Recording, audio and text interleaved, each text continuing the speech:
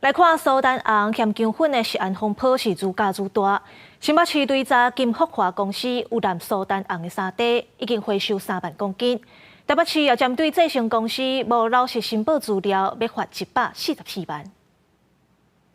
现该公司电子申报产品制造资料与实际产品制造资料不一致，有申报资料不实情形，且品项多达16项，仍有违规情节严重。台北市卫生局依法重罚新台币144万元。那本局接获讯息，立即派员前往稽查。那业者均表示，接受金福华公司的讯息之后，也已经配合立即的下架回收。那截至目前为止，总共回收约3万公斤。新北市卫生局表示，金福华公司自去年9月开始，送去火锅店或者是食品通路的沙地有23万公斤。